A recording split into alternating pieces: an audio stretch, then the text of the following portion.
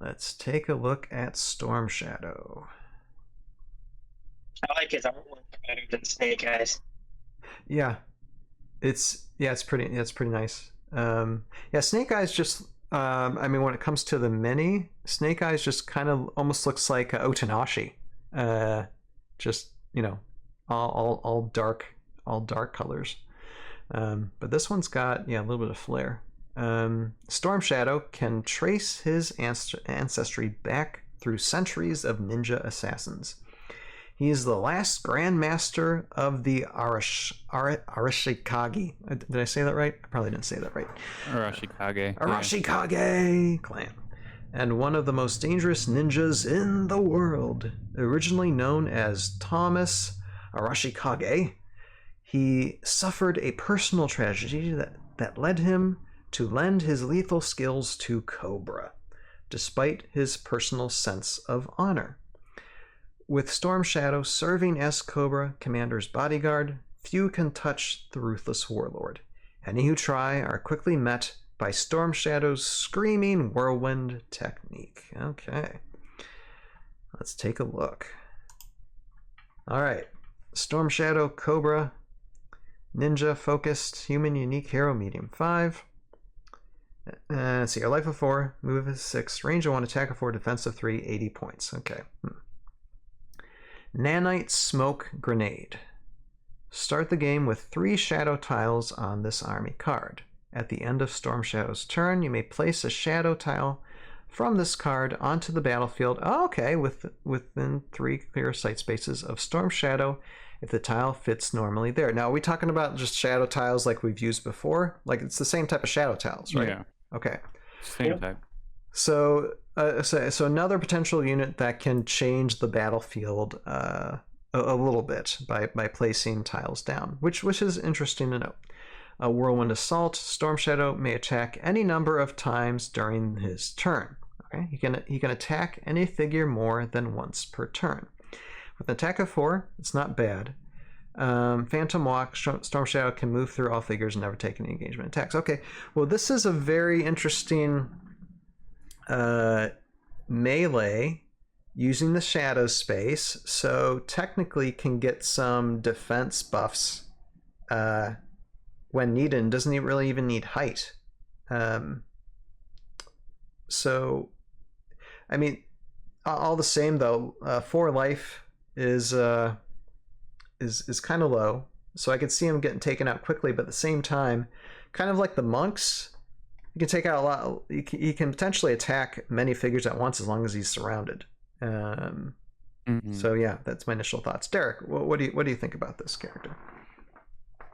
I wish he cost 70, or that him and Snake Eyes cost 75, so they could be both chosen when you needed that little bit of spot. But as far as he goes, he seems fun. I like placing shadow. That's going to help other units. Sure. And Whirlwind Assault is a move I've never successfully been able to pull off. So with Phantom Walk, maybe that'll be a little easier. But like you said, he's going to go down fast, especially trying to advance him. Everybody's going to know what you're trying to do with him. So yeah, it's like kill him. But when he does kill, the name that enemies will mutter in fear is Thomas when they hide by him. Jeremy, what do you think? Do you think 80 points is a little too high? I'm not sure. I mean, because his attack is pretty good, and you know, it's in there with Whirlwind Assault. You have the option. You're allowed to attack as many figures as you can in one turn.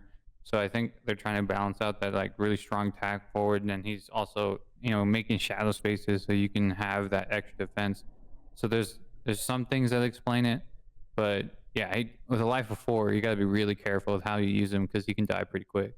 Because they, you know, anyone within that range tends to go down pretty fast. Sure.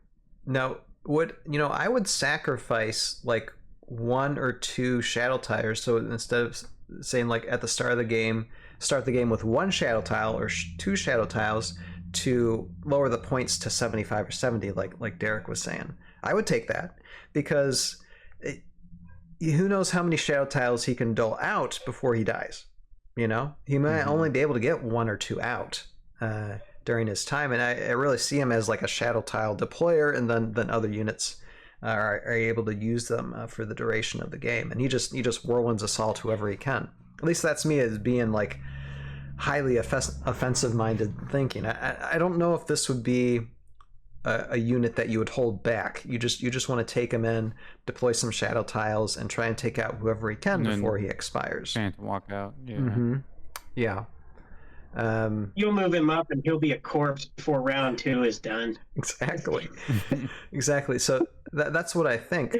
Otherwise, I mean, holding him back, and we're getting a little strategy here. We're a little bit over time, but this is what I find interesting with it, because I don't see how in a game you get all 3 shadow tiles out unless you just have them hanging out in the back. I think it might have been more acceptable to just have 1 or 2, and that way you can dole those out a little bit lesser of a point value, and that might make them a little bit more viable and a little bit more engaging as a unit. But that's just me thinking. I'm no game developer, so what do I know? But that's just my thoughts on it. So that's taking a look at Storm Shadow. Very, very interesting. Again, we have another Heroscape tile deployer. Deployer. What did I say? I don't know. But anyway, yeah, another one of those in the mix. So yeah, Storm Shadow.